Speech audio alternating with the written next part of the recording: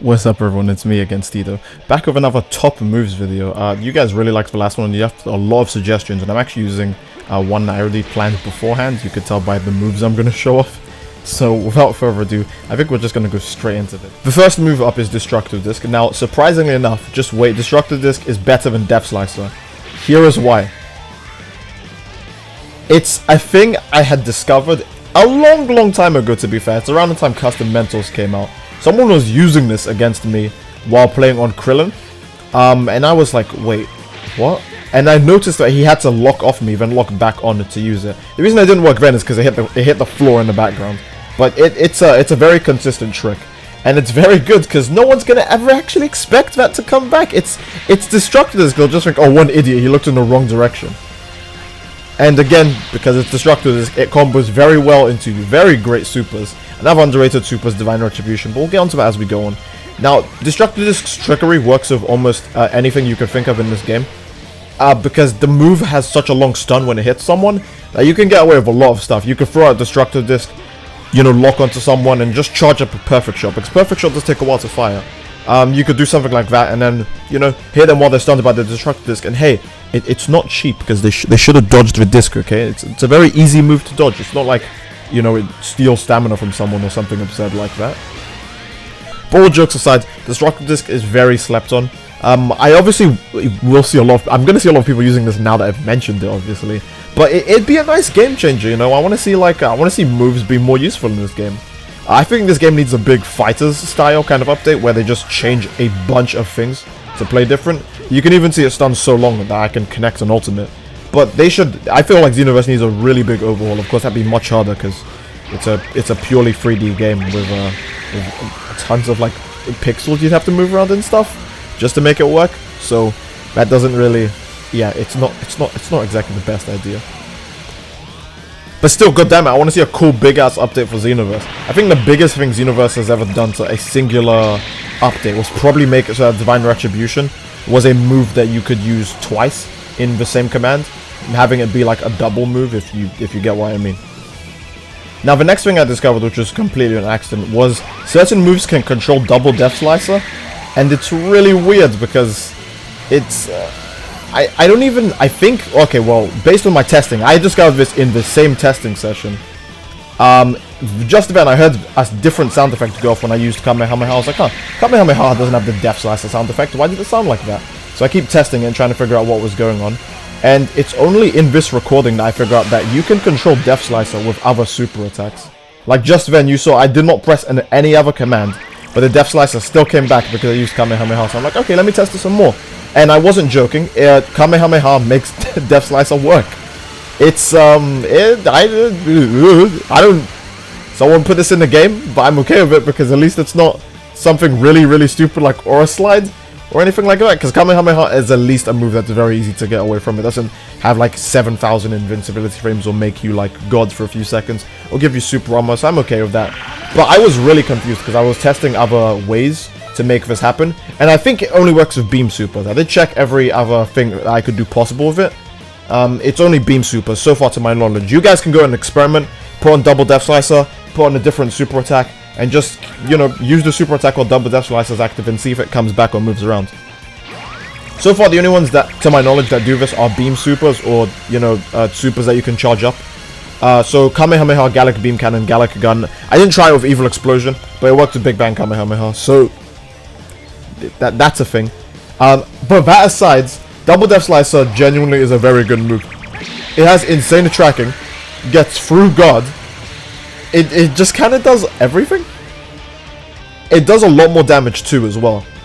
I do think I showed legitimate tests of the damage. I can take away an entire health bar from Broly, and you guys can see how big Broly's health bar is. And if you check my last build video for my male Saiyan, his build hasn't changed at all from that video, so you can see how much Ki Blast supers he has. Again, it's nothing that should be an entire health bar worth for one ultimate. An ultimate that's not even like really like, you know, looked at.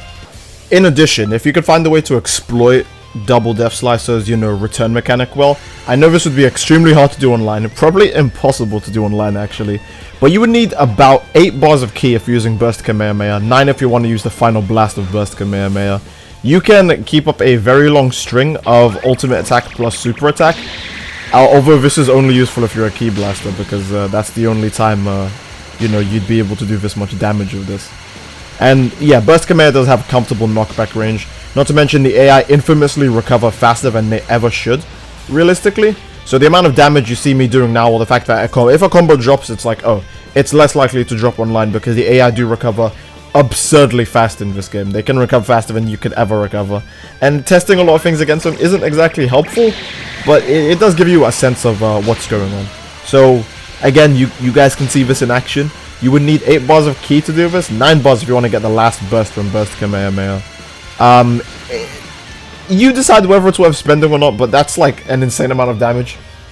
I know it's just more for fanciness, but that's kind of the reason I play this game. So I'm okay with it personally. I just thought it was a cool thing that Death Slice does return, so long as you're using a beam super. Anything weird like that? I will say, I've noticed if it does help for people who are testing this, the property that makes Death Slicer return is the final hit of the beam super. Even if it misses, the Death Slicers will still come back, so long as the last hit of the, you know, beam super has been registered to just go off anywhere. Like, basically as the super's ending, the Death Slicers will just come back. And I think that's cool. The next underrated skill we'll talk about is Divine Retribution.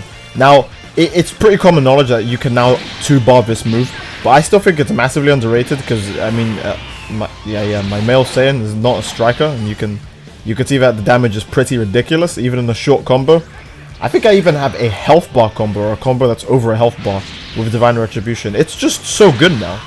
Now, the main reason it's good is because before the move used to just be you could get the Ki Blast or the Blade. It's one of the 2 options. But now you can do both. Of course, it takes an extra bar of Ki to do both, but that doesn't really matter because the Blade already did the damage of a 2 Ki bar super. So giving you the option to effectively use a 3 Ki bar super is pretty nasty, especially whenever you feel like it, because the actual blast of Divine Retribution combos into everything in the game, I think, due to how fast it is.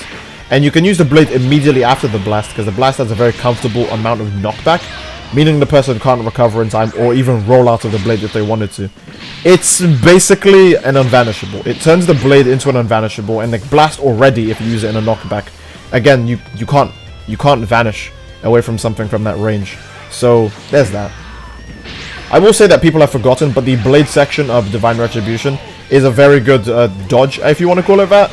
Not only does it have, you know, insane speeds to go across the entire map, also has a lot of invincibility frames. Like, people can get several hits on you as you're transitioning into the second part where you jump in the air before you even teleport, and you'll be invincible for quite a long time. You can even see projectiles clearly like hit you, but so long as you've started the second part of the animation, you're completely okay.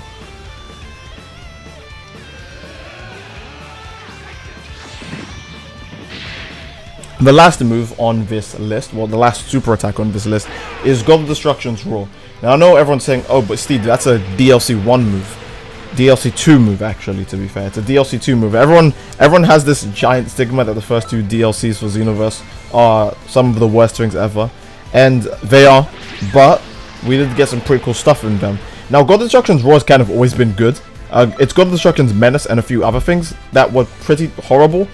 But God of Destruction's Roar is very good. If you just tap it once, you know, it'll naturally, you know, make your enemy forced to block, and it'll take away a bar of stamina. But if you hold it down, you can take away 4 bars of stamina. Can you see how useful this is when you catch someone vanishing? If someone vanishes, you can just say, you know how you just used 2 bars of stamina? Well, let me just make you use 4 more. So you effectively used up 6 bars of stamina because you wanted to stop being hit. And most people in this game, they do have a reaction that, oh, I just vanished right now. So I think I should maybe dash to the side or dash into the guy and try to get a perfect block or something. That's what most people try to do. But against God of Destruction's Roar, the timing is completely different from most brackets. They will most likely fail, and you'll just gladly steal away multiple bars of stamina. Now, this obviously doesn't work when the person is off balance. And another thing I will say is that if you go all the way, not even all the way, if you take more than 3 bars of stamina of the person, you'll also be put in a stance where your character's kind of tired. And Champa was kind of tired after roaring for a bit against Beerus, well, against Beerus's door, to be fair. So I don't really mind that, because again, you take away 4 bars of stamina from someone. If you got stunned for doing so, you know, what's so wrong about that? You took away 4 bars of stamina. That in itself is pretty insane. So again, yeah, if you catch anyone trying to manage their stamina, because you always have those players that play smart. They're like, hey, it's better to get stamina broken when I have more than 2 bars of stamina, so that way it'll at least be for less time. Because everyone has this weird idea that, oh, I should just vanish and have no bars of stamina left, so when I get stamina broken, it's basically instant death. I don't think that's really a way to play, because Destruction's Roar actually does mess up that playstyle, because if someone's saving their stamina, you can just catch them and, you know, take away the last bars. If they have 2 bars, then that's even better for you, because you won't be tired by the time you're done breaking their guards. So, yay. The last move I would say is underrated, the Secret Poison. Now, I know what some people are thinking. They're going to say, oh, Steed, you're going to put a stupid low damage strike move on the list. Like, yeah, there's poison damage, but who really cares? I care, because you don't really realize how strong poison damage is until you start to combo someone. This is the Male Saiyan's weakest combo, and it looks like it's really overpowered just because he's poisoned. Like, maybe it's just a theory. I don't data mine or do coding or anything like that, but I feel like the process of poison speeds up while someone's being attacked. At least if you let someone stand still and like kind of bleed to death, you don't really notice it. But if you go out of your way to attack them, you kind of notice the extra damage. You're like, huh, that combo did way more damage than it should, considering how weak the combo is. Because the poison does kind of eat away, even if it doesn't speed up, it does eat away at the person's health. Alongside that, Secret Poison can be used from absurdly far away. It's a move you can pretty much use whenever you feel like it. I wouldn't say whenever you feel like it, because you get your guard broken if you do. But you can use it comfortably from certain amount of ranges if you see your enemy doing something that leaves them open. You can even use it at the end of combos, which is really good.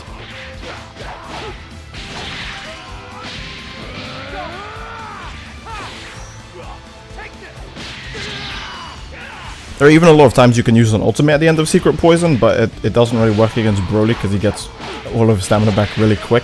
And my only ultimate is double Death Slicer. So, yeah, that's not really going to work. But you can use Secret Poison alongside Super Kamehameha, Full Power Energy Wave. Anything that's kind of quick and has a lot of range would generally work. I think you can even combo into itself, but you don't need to do that. You only need to poison them once. So don't do that twice. I sincerely hope you enjoyed the video, because at the end of this video, please let me know what you think about the video in the comments below. Leave a like if you enjoyed the video, subscribe if you also like what you see, and let me know what other, you know, top moves you would like to see, whether it's the worst moves, or best moves on Saiyans, or best moves on female margins. I've seen a lot of you leave recommendations in the last video, so I appreciate you a lot for that, and I will see you all next time. Peace.